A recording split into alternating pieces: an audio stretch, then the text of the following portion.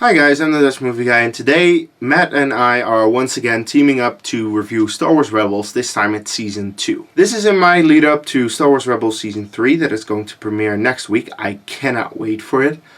But I've already done some reviews. In the lead up to that, I reviewed the Clone Wars TV series, Star Wars A New Dawn, which is a book, a prequel to Star Wars Rebels, and of course Star Wars Rebels Season 1. If you've missed any of those reviews, you can click right here to see those. You definitely should see our review for Star Wars Rebels Season 1, because if you have not seen that and you see this, you'll probably not get certain things in this video. It's just a two-parter, you have to see both. So definitely check out our review for Season 1 and then come back for this later if you've not already. So this review, just like last week's review, is going to be a collaboration between Matt and myself. Matt is a very good reviewer on YouTube, I think. He knows his movies, he knows his Star Wars for the most part. Prequels! Sorry. But the thing is, he is going to do his review in a little bit, then I will do my review, and that is going to be this video. Just like last week, it's really very simple. Now, before Matt will give his review, I have to say that we are going to talk spoilers about Rebels Season 2. This season is so damn awesome. There are so many awesome things in there that we just have to talk spoilers. We can't talk about it spoiler free. So if you've not seen Rebels Season 2, do yourself a favor. Make sure that you buy it on Blu-ray or get to see it in another way, because it is really great. I will definitely say it's better than Season 1. So if you've not seen it, spoiler alert, you have been warned. So as I said, Matt will have to do his review right now, and cut. Oh, I think it's a clapper. Hey guys, what's up? I'm Matt again, and here is my review for Rebels Season 2. So Rebels Season 2, I would say, takes place a couple of months after the events of Season 1.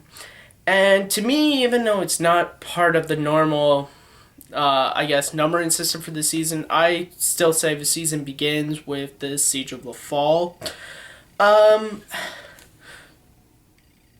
And that episode, I felt, really sort of ushered in what Rebels Season 2 could have been, which was, it was darker, it was a little bit more intense. I mean, Darth Vader came back. It was the first time he made, like, a full in-person appearance, because if you watch the first episode of Rebels on, what was it? When it premiered on ABC, it was like extended and they had like a hologram Vader, but this is like him in person, and it's really cool. But as for the normal season, if you guys remember in my last review, I said my favorite thing was Canon and Ezra, and it still is, but I felt that Sabine, Hera, and Zeb, I felt they all got to do more in this season. Like, there's an episode when it's just Zeb and the Imperial Agent character, I forget his name, but they get trapped on this like ice planet together, and these two guys who can't stand each other, they have to work together, and they kind of talk, and they sort of get to know a little bit more about each other, and then the end of the episode ends with like the Imperial Agent just kind of looking, and just he doesn't really know what to think, kind of about like what he's doing. There was also an episode where Canon and Sabine went to this planet, and it was like a Mandalorian planet. We got to sort of learn a bit more about her. Like, we learned that her clan is actually part of the Pre-Vizsla clan, which Pre-Vizsla was a villain on Star Wars The Clone Wars. So I thought that little connection was really cool. That was probably a Dave Filoni thing. And Hera, she got more leadership with her. I mean, the entire Rebels crew, something I liked this season was they were starting to see that the things they've been doing to sort of poke the bear of the Empire is actually sort of leading to more people doing the same thing. They're starting to see that this rebellion kind of is forming, which is really great considering this is kind of, I would say, well, now with Rogue One, this is kind of a prequel to Rogue One, even though it's taking place around the same time period. Ooh, I just used prequel in a Star Wars review. Shame on me, right? No, I'm kidding. I like the prequels, and everyone just turned their ears off to me. But I really enjoyed that because it makes sense that these characters would start to realize, like, wow, we are kind of striking blows with the Empire.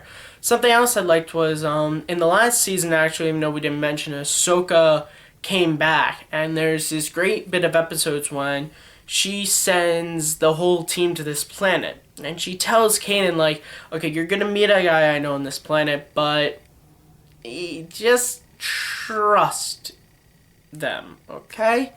And Kanan's like, what? Okay. She's like, not, Kanan. Just trust them. And, then he gets there, and it's Captain Rex. It's clones, which I really was happy with because Captain Rex was one of my favorite characters from the Clone Wars. So to see him back, and it's Rex, Wolf, I forget who the last one is, but they, took out the chip in their brains that, when the Emperors are like, execute Order 66, they're like, nah, son, we're not killing the Jedi. But Kanan, he was around when Order 66 happened. He knew that these were guys who had fought with them on so many battlefields, and then on the turn of a dime just blasted all these Jedi. And so I thought that was really great. I thought that was really dramatic. But really, all the great stuff I have to say about Season 2 really comes from the finale, which is fantastic. Darth Maul comes back, which is awesome. Darth Maul is actually probably, next to Vader, my favorite Star Wars villain. I think he's so cool. He came back in Clone Wars. And so to see him come back again, I thought was great. And something else I liked was he wasn't at first, he wasn't all flipping around with the double lightsaber, doing all Jedi. He's kind of just this old cripply man who's like, old master. And I like that. And then he sort of, not tricks, but he sort of persuades Ezra to go on this journey with him on this planet to find this item, and the more they get closer on the journey, the more powerful he becomes again, and then he becomes the Maul we all remember. And the item they find is actually a Sith holocron, which is really cool, because we know about Star Wars, we've never really heard about Sith holocrons, we've really only heard about the Jedi holocrons, so that's something. Then there's a moment when it's, because Ezra's off with the Sith holocron, and then it's Ahsoka, Kanan, and Maul are just well, Maul just lunges at Kanan and blinds Kanan, which I was when I watched it, I was I couldn't believe they blinded Kanan. I was and then there's this great moment when Kanan he's looking around for his lightsaber, and then he finds this mask, and he puts it on, and it kind of reminded me of that scene from A New Hope when Luke's trying to deflect the blaster bullets, and Obi-Wan gets the helmet. He's like, your eyes can deceive you. Don't trust them. It's this great thing where it's now that his eyes have been taken away from him, Kanan has to sort of just trust in the Force, and he from my memory, he battles Maul, and it's awesome. But the big thing, Vader shows up on this planet because, of course, he's Darth freaking Vader. He fights Ezra for a little bit. Ezra, of course, because, Ezra and Kanan in the Siege of the Fall episode couldn't even take Vader together. Of course, Ezra can't take Vader on his own, so Ezra just gets smacked around. Then Ahsoka shows up, and... Okay, listen, I didn't like Ahsoka when the Clone Wars first started because I thought, Anakin doesn't need a Padawan. She was kind of this forced character. I loved her in this. She was awesome. They have this lightsaber duel, it's just really intense, and guys, that was her walking, right? I'm not crazy. She's not dead, right? That was her walking. Just awesome. Just awesome stuff. Yeah, and the way the episode ends is kind of, I would say it's in perfect Star Wars fashion. It's kind of just this Star Wars cliffhanger where it's Kanan's blind, Ahsoka might be dead, Ezra has his Sith hologram. What's going to happen? We don't know, and I love that. So, overall, what are my feelings on Season 2? I felt that Dave Filoni said Season 2 was going to be the darker season when compared to Season 1, and I get that, but to be honest, and I'm not trying to be, I really only saw that in the Siege of the Fall and then the finale. I didn't really see that in a lot of the season. A lot of the season, even though I think Sabine and Hera and Zeb were all given more to do, I didn't think... It kind of just became that episodic stuff where it's like there's something they gotta do, and then, you know, it's all resolved by the end of the episode. But I still liked it. I'm not saying I didn't, not like it. I actually prefer Season 2 over Season 1. Having said that, however, when it comes to grading, even though I like Season 2 a little bit more than Season 1, I'm going to be fair and give Star Wars Rebels Season 2 an A. So, there's my review for Star Wars Rebels Season 2. I want to thank my buddy, the Dutch movie guy, for inviting me here to talk Star Wars with you guys. I really hope if you liked this video I did with Dutch movie guy, you'll come to my channel, MattMovies611. I'm still actually doing my Star Wars reviews, so you can come and see that. And I do movie reviews, old and new, so please come check me out. And, guys, Season 3. Let's go gone. Let's go gone. Let's go gone. Alright. See you guys around. May the Force be with you. Alright, thank you, Matt. By the way, those were some really good impressions from the Emperor Maul. I am impressed, I have to say that. Do check out his channel. He's a good reviewer, he knows his stuff. Anyway, now I will continue with my review. Now, the thing is that Matt already talked a lot about this season, and he took away some things that I already wanted to say, so I'm quickly going to say a little bit what he already said, but also add to it with some new things that have not been said yet. First off, Matt said it about Ahsoka. Like, she was crap in the Clone Wars. I hated her character in that. I never really got into her character, so when she left I was like, good riddance. She's a completely different character in Rebels. She's like older, more mature. It makes sense that she is in this, and she's awesome in this season. It also makes me really excited about her book. Yes, she's got a novel coming out, actually. It's coming out in a few weeks, actually. I have it pre-ordered already. I can't wait to read it. So if you're a fan of Ahsoka, I would definitely say make sure you get that book. By the way, I won't be plugging any other books this review because I already plugged most of the books last week. It's just Ahsoka. That book is coming out, and you should definitely get it if you're a fan of her character. Also, Matt already talked about like the Siege of Lothal. That is an episode they made, some kind of special episode that is supposed to be seen between Season 1 and Season 2. That was awesome. I can't add anything else to it, so just that episode was awesome. Also, like, Darth Maul is back. That's awesome, because I really liked how they already dealt with his character in Clone Wars, and now from what I've seen in the Rebels Season 3 trailer, he's going to have a big part in this show, and I really feel that he is going to be the reason that Ezra is going to turn to the dark side. Like, we already have a lot of hints in Season 1, then in Season 2 even more, and now it's like Maul really wants Ezra to be his apprentice, and yeah, it's like Ezra's going to the dark side. I'm pretty sure of that. And look, I am well aware of the fact that Matt already talked about Twilight of the Apprentice. The thing is, there are no words that can describe how awesome Twilight of the Apprentice is. The last episode, the two-parter, where Maul comes back there on Malachor. I mean, that episode. I honestly cannot describe how awesome that episode was.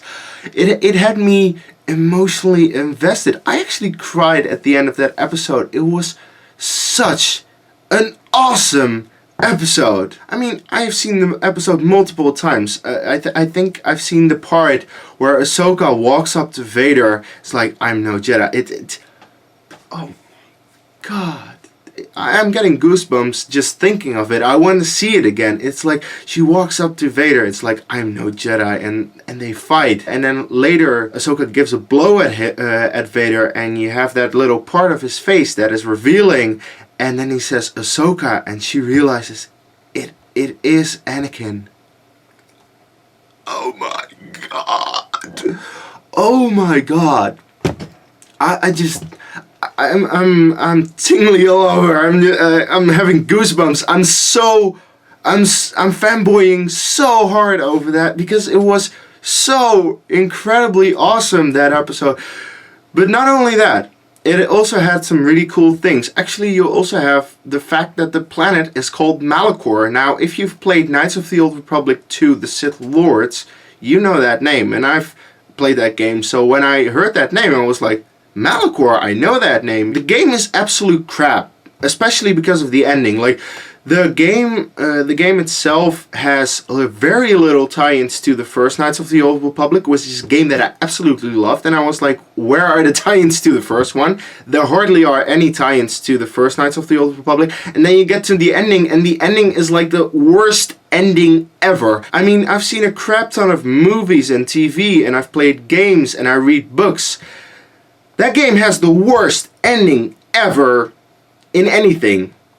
But the thing is, it takes place on Malachor 5, which is a Sith planet, so it did make sense to have that planet return. And I really want them to make Knights of the Old Republic things more canon. Like, I really desperately want Revan to be canon, because like Revan is one of the most awesome characters that has not yet been made canon yet. I mean, we have Thrawn, but Revan, it's like, just play Knights of the Old Republic. The game is awesome. But like, besides Twilight of the Apprentice, this season actually has a lot of great things. We have the return of Ahsoka, but because of the return of Ahsoka, we also have the return of Rex, which actually was a character I quite liked from the Clone Wars TV show, and it's just really cool that he's back into it again. There also is a lot more character development. Of course, you are going to get a lot of character development with Kanan and Ezra, because they are the main characters. But like, you also have like more of Hera. Hera has that episode where she goes to a planet with a Mon Calamari on it, and she figures out he made a B-wing, and then we get why she has such a passion for flying and why she's such a great pilot. There also is an episode where we see her father, Cham, back into the picture, which I love, because Cham Syndulla is actually a really good character. There also is more of Sabine, like why she is a Mandalorian. You have the episode with her sister. You have the episode where she goes to the Mandalorian world with Kanan, which is really cool. Quickly about Sabine, why does her hair color change every season? I mean, in season 1 it was blue with orange, then in season 2 it's blue-green, and in the next one it's pink-purple. I think it's a character because we've seen her paint the entire ship, because she's very creative and she likes to paint everything, so probably also her hair, right? And then you also have the episode where we get more of Zeb, where he actually meets more Lasats, like more like him. He thought he was the only one left, but no, there are more. And you have that amazing scene where they go into the unknown and there is this amazing music playing. I really like that episode. Now, once again, the season does have some flaws, not as much as the first season, and the good things in this season are definitely a lot better than the first season. But about the bad things, like, I still have no real sense of danger. Like, the main characters still live, the stormtroopers still can't aim. I really want just one of the characters to bite it the next season. Like, just kill one off. Like, you can kill off a Zeb or any other character that is not all that important. Like, just don't be afraid to go dark, because that's the thing. This season was supposed to be darker, and like Matt already said, the only moments that this season goes really dark is in the Siege of Lothal and the Twilight of the Apprentice episode. And other than that, we don't go much darker than season 1. And even though I really liked most of the episodes, I loved the darker episodes. Like Twilight of the Apprentice is just one of my favorite episodes in anything ever. I absolutely loved that episode, and I just wanted more of it. But like, I know it's a kid's show and it still needs to be a little bit lighthearted. So like, the fact that I already got my Twilight of the Apprentice, like that awesome episode, I'm okay with that. But it's kind of a complaint that the rest is not as dark and awesome as one episode. I think that's all I can say about Rebels Season 2. I will give it a 9 out of 10. I really love it. It's a lot better than Season 1. Like, the only reasons for me not to give it a higher score, I just explained in my issues. It just has a little bit too much issues for me to give it a higher score. Still, a 9 is a very good score. I think it's about the same grade that Matt gave it. So this means This Saturday, Season 3 is starting, and I am calling it now. Season 3 is going to be the best season of Star Wars Rebels we've had so far. So be sure to check out my review for every episode of Rebels Season 3. I don't think those reviews will be very long. I'm thinking about 5 minutes. Anyway, now Matt and I have given our thoughts on Rebels Season 2, and now I wonder, what do you think of it? Like, do you love it as much as we do? Or maybe you have some issues with it? Or are there just things that we haven't even talked about? Please, whatever you think, let us know in the comments below. Once again, make sure to check out Matt's channel because he's a good reviewer. And as always, if you've liked my review, you want to see more of my movie and trailer reviews, click right here.